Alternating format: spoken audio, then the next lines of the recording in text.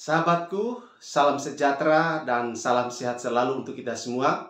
Berjumpa kembali dengan saya dalam kesempatan yang baik hari ini untuk membagikan berkat dari firman Tuhan buat kita semua. Firman Tuhan pada kesempatan ini saya akan bagikan terambil dari Mazmur pasal 1 ayat 1 sampai ayatnya yang ketiga. Demikian firman Tuhan.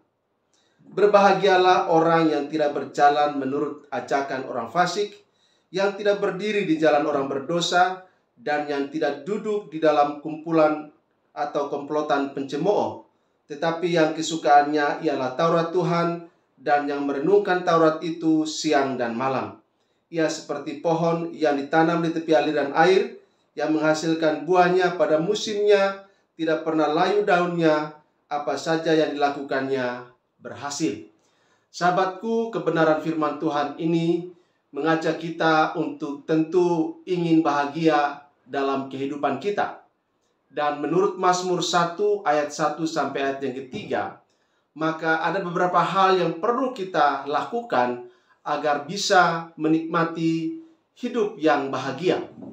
Yang pertama, dalam ayat yang pertama dikatakan oleh pemazmur, berbahagialah orang yang tidak berjalan menurut ajakan orang fasik, yang tidak berdiri di jalan orang berdosa, dan yang tidak duduk di komplotan pencemooh.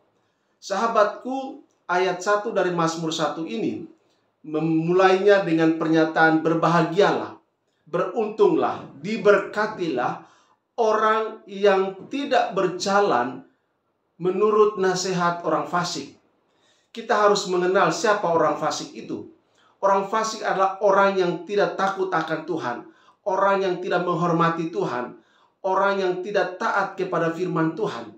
Orang fasik adalah orang yang selalu mengikuti keinginan-keinginan dagingnya, keinginan-keinginan yang duniawi, keinginan-keinginan yang berdosa, keinginan-keinginan yang berlawanan, bertentangan dengan kebenaran firman Tuhan. Itulah lifestyle, gaya hidup dari orang-orang fasik. Dan pemazmur memotivasi kita supaya kita menjauhkan diri dari nasihat-nasihat orang fasik, menjauhkan diri dari jalan orang berdosa, dan menghindarkan diri dari komplotan pencemooh. Siapakah pencemooh itu? Kalau kita perhatikan dalam beberapa waktu terakhir ini, komplotan pencemooh itu seperti Roy Suryo, Rizal Fadli, dan juga Dr. Tifa, serta kelompoknya. Mereka adalah orang-orang yang membuat kegaduhan, orang-orang yang melakukan tindakan-tindakan penghinaan, merendahkan, menuduh, memfitnah, membuli, yaitu mantan presiden kita, Bapak Joko Widodo. Mereka mengatakan bahwa ijazah Pak Jokowi itu palsu, dan mereka memframingnya sedemikian rupa. Itulah model komplotan pencemooh yang menghina, yang tidak punya etika, yang tidak punya rasa malu di depan publik. Dengan terang-terangan mereka merendahkan, membuli, memfitnah, menghina Pak Jokowi. Inilah contoh konkret dalam realitas sosial komplotan pencemooh. Sahabatku, kalau kita mau bahagia, mari kita menjaga diri kita, menjauhkan dari komplotan-komplotan pencemooh yang selalu menghina orang lain. Kalau kita bahagia, maka kita harus memproteksi diri kita dari perilaku-perilaku sosial yang bejat, yang jahat, yang berdosa, yang menghina dan merendahkan harkat dan martabat orang lain. Kemudian yang kedua, supaya kita bahagia, yang kedua dalam ayat yang kedua dari Mazmur pasal 1 ayat yang kedua dikatakan, tetapi yang kesukaannya ialah Taurat Tuhan, dan yang merenungkan Taurat itu siang dan malam.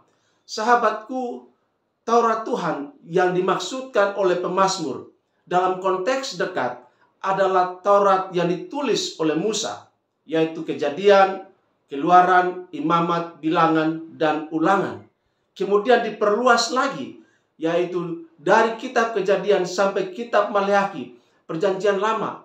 Itulah Taurat yang dimaksudkan oleh pemazmur firman Tuhan. Dan dalam konteks kita hari ini, selain Perjanjian Lama sebagai Taurat Tuhan, juga Perjanjian Baru adalah juga Taurat Tuhan yang harus kita renungkan, ya, yang perlu kita hayati dalam kehidupan kita setiap waktu.